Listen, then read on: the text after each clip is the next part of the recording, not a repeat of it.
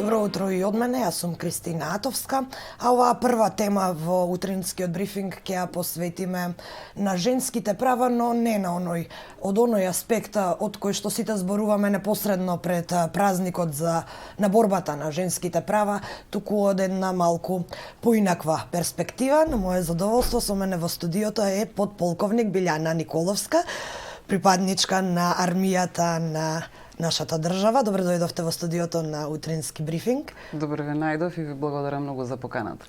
Прво ќе ве прашам за функцијата подполковник. Во нашата армија се уште е подполковник, меѓутоа во дел од другите армии веќе е изменета онаа именка и гласи подполковничка.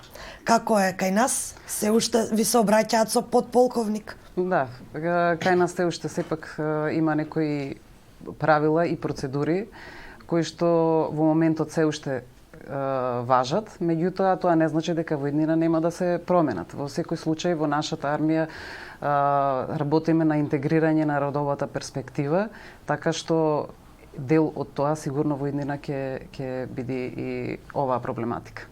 За жените во армијата малку подоцна, но прво да ве прашам, бидејќи сте многу долго во армијата, ми споменавте, кога пројавивте интерес да бидете дел од вооружените сили, од одбранбените сили на државата и какви беа реакциите од вашата околина, пред се од семејството? Што ви кажа кога им соопштивте дека ќе станете војник?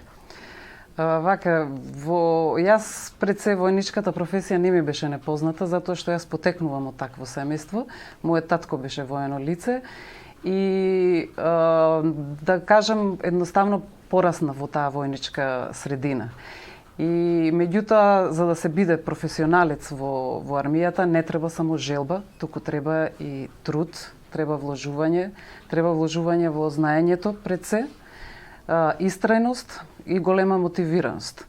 Мојата околина не беше воопшто изненадена од мојата одлука, бидејќи ме познава мене како карактер, знаја дека моите предиспозиции уште од пораната возраст се беа насочени кон таа професија, така што кога дојде моментот да одлучам да се приклучам на армијата, што ми беше навистина голем предизвик, околината не изреагира нешто многу изненадено и сите ми дадоа поддршка во тоа, посебно моето семејство. Со голема поддршка се вклучи во армијата и во текот на кариерата сите оние предизвици во текот на кариерата кои ги имав, препреки, успони, падови, секогаш беа покрај мене и ме поддржуваа во тоа. Да, многу е важно поддршката од семејството, но ги споменавте и оние подготовки. Не е важно само волјата за да се биде дел од армијата, туку и подготовките. Да. Тешко ли беше да се влезе во армијата?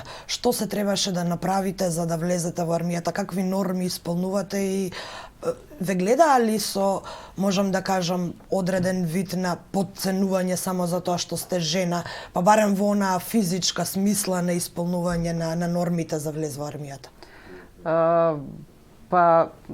Во секој случај, при влезот во армијата, барем во тој период кога јас пројавив желба да се приклучам во армијата, за жал се уште немаше на Воената академија прием на жени, питомки, односно на Воената академија. Затоа бев приморана да се одлучам за друг цивилен факултет. Пак ме влечеше таа професија и затоа го одбрав Институтот за одбранбени и мировни студии, каде што ги завршив студиите и веднаш после завршувањето на студиите се пријавив на курсот за служби и родот пешадија во армијата за обучување на офицери. Значи сте поминале подолг пат отколку она што има денеска овозможено на жените кои сакаат да се приклучат во армијата? Во секој случај и денеска постојат две опции за приклучување во армијата. Едната е да завршите воена академија, каде што ќе бидете припадник на армијата на род. Тоа подразбира пешадија, артилерија, АБХ и така натаму, воздухопловство и други родови. Меѓутоа, сепак армијата нуди можност за приклучување и со цивилни факултети. Тоа се луѓе офицери кои што подоцна ќе работат во службите на армијата. Од типот медицина, санитетска служба, правна служба, техничка служба и така натаму. Значи имате можност и со цивилен факултет да се приклучите со тоа што кога ќе го завршите факултетот, после тоа се пријавувате на курсот за обучување на офицери за служби во армијата. Во тој период кога јас се приклучував на армијата, за жал имавме само таа можност. Да имав другата можност, сигурно ќе ја одберев другата можност. Меѓутоа, не желам за мојата одлука, ја искористив, затоа што во секој случај некогаш треба да ги искористите можностите, односно прво да ги препознаете, а потоа да ги искористите. И јас во тој период ја препознав оваа можност и можам слободно да кажам дека успешно ја искористив. Сте почувствувале ли во текот на образованието или во текот на вашата кариера однос на она мачоменство што го велиме ние на Балканот од страна на вашите колеги мажи? Не би кажала јас дека тоа бил некаков вид мачоменство или да не кажам дискриминација или било што. Јас секогаш таквите моменти ги препознавав и ги гледав како предизвик. Може би затоа што во тој момент не сум ги препознала на овој начин како што вие го кажавте, туку ги препознавав како еден вид предизвик. Во моментите кога имало моменти кога некогаш во нашата војничка кариера која што заснува во армијата на хиерархија, во текот на кариерата секогаш одите нагоре на нови должности. Секоја од тие должности бара поголема одговорност и поголема посветеност на работата. Некогаш се гледало барем сум почувствувала дека се гледа со резерва кога ни се дават на нас жените некоја задача да извршиме или кога сме поставени на некоја должност која што бара под наводници машка сила. Во такви моменти мене тоа многу повеќе ме мотивирало. Секогаш сум гледала на тоа како предизвик кој што морам да успеам и да докажам дека можам со ист квалитет, понекогаш можда и со подобар, да ги извршам тие задачи. Така што на таквите моменти мене ми биле само поголема мотивираност и поголем предизвик. Точна ли е констатацијата дека жените постојано треба да се докажуваат за да можат да го имаат ова место на почит во армијата и општо во безбедносните служби?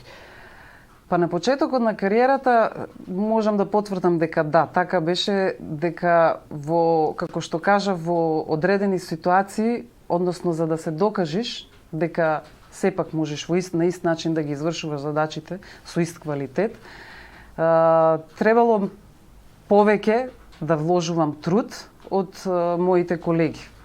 Меѓутоа, задоволството на крај не го гледа во успехот, само во задоволството го гледа во тоа што после тоа добивате многу поголем респект, многу поголем почит од колегите. Со текот на времето кога ќе стекнете таа почит, верувајте дека после веќе и колегите ве гледаат со како еднаков колега со нив и многу полесно ги извршувате задачите. Тешкиот момент и тешките моменти односно биле тоа докажување, тоа вложување на труд. За секој успешен старешина, јас би рекла дека мора да изгради еден авторитет.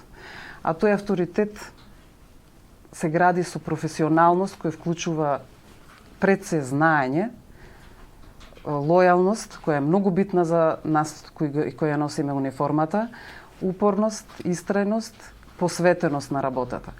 Сите овие карактеристики не исклучуваат нас жените. Значи мораме да ги исполниме сите овие карактеристики за да бидеме успешни, а да не се гледа на нас како на исклучок, туку да бидеме добродојдени во оваа средина. Успеваат ли жените во тоа? Успеваат. Можам да потврдам дека успеваат, затоа што јас можам слободно да кажам дека и јас и многу мои колешки сме успеале, не затоа што секогаш сме победувале, сме имали и успони и падови, туку сме успевале затоа што не се откажуваме. Имате чин подполковник, а доскоро бевте командант на третиот логистички батальон на бригадата за логистичка поддршка. Да. Напредувате постојано во кариерата. Какви беа реакциите на колегите од почетокот кога почна вашиот напредок, бевте и лидер на баталјонот практично. Го добивте ли оној респект за кој што зборувавте или сепак се соочивте од оние стартни негодувања за тоа како може жена, уште и жена во армијата да биде надредена на цел баталјон мажи? Жените во нашата армија се вклучени, да кажем, од 98-9 година, мада имаме неколку жени кои претходно биле во рамките на нашата армија. И како што одминуваат годините, веќе тие стереотипи се ги рушиме, да кажем, на некој начин тие стереотипи. А можеме да ги рушиме и сме ги срушиле многу, јас и неколку и повеќе мои колешки, со тоа што сме докажале дека успешно да ги извршуваме и задачите и должностите на кои што сме поставени. Јас на мојата должност, која до неодамна ја извршував, можам да кажам дека ми беше можеби и најголемиот предизвик во мојата кариера, затоа што само јас и уште една моја колешка, командант на воено-медицинскиот центар, засега сме единствените жени кои што сме ги извршувале таа должност. Не можам да кажам дека почувствував некоја дискриминација или некој резерва во однос на тоа моја. Сепак, значи, раководството имало доверба во мене кога ми ја дале таа должност. Секако дека имало моменти кога сум почувствувала дека со резерва се гледало дали ќе ја успеам јас да извршам таа должност. Меѓутоа, пак како она што предмалку го кажав, пак тоа ми било поголем предизвик. На крај мислам дека, барем јас мислам дека успеав да ги побијам тие стереотипи и не можам да кажам дека имав некоја препрека во однос на колегите и односот нивен спрема мене. Ние сме седнувале сите на иста маса, сме ги решавале проблемите, сме си помагале меѓу себе. Меѓутоа, јас морам да кажам дека сето тоа го успеав затоа што имав тим покрај себе, кој што рамо до рамо со мене работеше. Значи, ниедна должност не можете сами да ја извршувате ако немате тим. Значи, сите луѓе од тој трет логистички баталјон имаја доверба во мене, можеби затоа што успеав да го изградам тој авторитет и без никакво подценување или резерва пристапува во извршувањето на задачи, односно во извршувањето на наредбите кои што доаѓаат од моја страна. Споменавте дека само 2 жени биле начело на овој баталјон. Од неодамна е поставена и првата жена аѓутант на председателот, меѓутоа сепак бројот на жени во оние раководни функции во армијата е се уште мал. Мислите дека се движат работите со доволно брзо темпо? Да, мислам дека со оглед на тоа што жените во армијата пред 20 на години се приклучија и со оглед на тоа што напредувањето во кариерата во армијата има некакви норми, има некакви критериуми. Значи, тука влегува доволно години стаж на одредена должност, квалификации, школување. Значи, мора да ги исполните тие норми за да одите напред во кариерата. Со оглед на тоа што кажав дека веќе 20-тина, сега доаѓа она време кога тие жени кога тогаш ја почнале кариерата можат да завземат такви раководни функции, тоест командни функции. И се уште сме мал број, меѓутоа мислам дека во иднина тој број има успешни жени во армијата и тој број ќе биде поголем. Убави предвидувања, се надеваме дека е така. Колку жени има во армијата? Во моментот сме негде околу 9,5% од вкупниот број на персонал во армијата. Но се зголемува интересот на жените за влез во армијата. Ако не се лажам, зголемен е бројот на примени питомки. Да. Бројот на заинтересираноста е зголемена во однос на оваа професија и можам да кажам дека барем мене ми е многу задоволство што бројот посебно на питомки на воената академија е процентот се повеќе и повеќе се зголемува, што значи дека заинтересираноста е голема. И за да го заокружиме разговорот, имав прилика да прочитам неколку различни системи во армиите на другите држави. Например, Израел има задолжителна војска и за жени.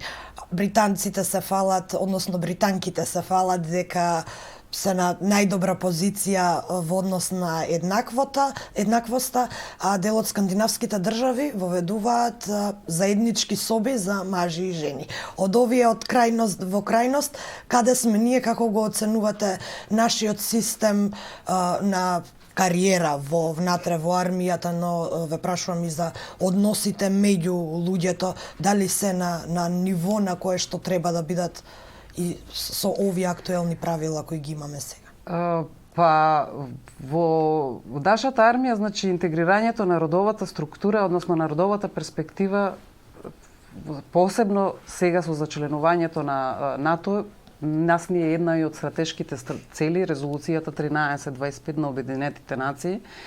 И врз основа на тоа, во континуитет се превземаат мерки и активности за незино имплементирање. Значи, веќе родовата перспектива е вклучена во законските и подзаконските акти од типот на Законот за одбрана, Законот за служба во армијата, подзаконски акти, стратешки документи, како што е долгорочниот план за развој во одбраната. Потоа во моментот работиме на вториот национален акцијски план за имплементирање на резолуцијата 1325. Воведена е и во моментот се работи на интегрирањето на родовата структура, каде што за прв пат во Генералштабот е воведена функцијата, должноста која што јас ја извршувам, офицер за родова еднаквост во кабинетот на началникот на Генералштабот. Што значи се работи во континуитет на воведувањето, интегрирањето на родовата еднаквост во армијата. И можам да кажам дека не многу заостануваме во однос на останатите армии, бидејќи сум имала прилика да разговарам со колешки од други армии, и верувајте дека во сите армии не мачат истите проблеми во однос на ова прашање. Не сме само ние исклучок.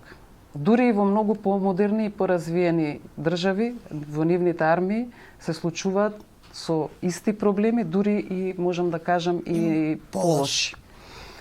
Во нашата армија сепак е изграден еден добар меѓучовечки однос, посебно меѓу мажите и жените, затоа што сепак многу пати барем луѓето од страна гледаат на таа родова еднаквост како некој начин на борба меѓу мажи и жени, што е многу погрешно.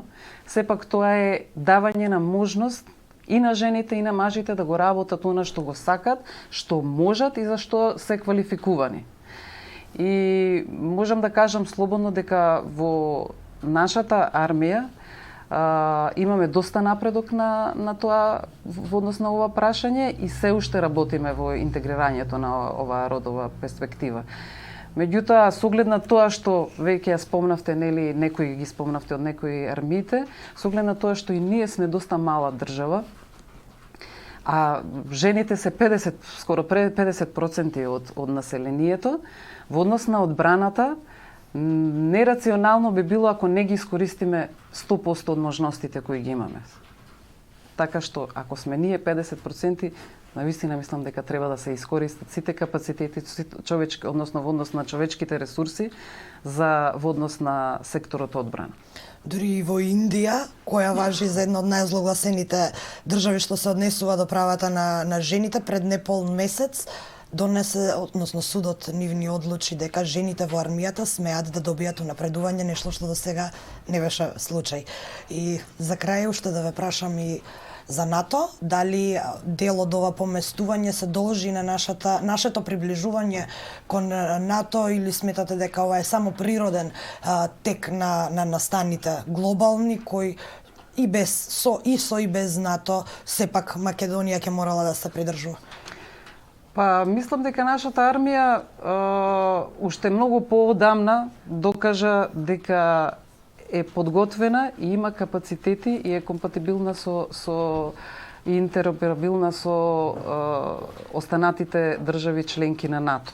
Значи, тоа не го кажувам само јас, тоа го кажуваат и останатиот меѓународниот фактор. Значи, оној делот што е на армијата, сметам дека ние си го професионално си го завршивме. Меѓутоа знаеме дека НАТО не е само воена структура, туку дека е и политичко-воена структура. Овие сите промени покрај тоа што мора да бидеме интероперабилни со НАТО и мора да ги координираме со НАТО политиките, сметам дека и по природен пат ќе си дојдеа сами на свое место. Меѓутоа, еве да кажам дека и со овие процеси за интегрирање во НАТО, може би малку и ги забрзавме процесите. Пред да ви се заблагодарам, кој е вашиот совет за младите жени, девојки заинтересирани да влезат во армијата? Па јас би им препорачала да не се плашат од неуспех, да ги превземат, да ги прифатат предизвиците, затоа што е многу полошо ако не се обидеме и да не робуваат на оние стереотипи кои што наметнуваат машка и женска професија. Сепак нека не влијае туѓото мислење во остварувањето на нивните цели. Подполковник Билјана Николовска од нашата армија, ви благодарам што утринава дојдовте во утринскиот брифинг за вака од еден по-личен аспект да ги охрабриме младите девојки кои можеби имаат желба да се приклучат на армијата. Ви благодарам за поканата.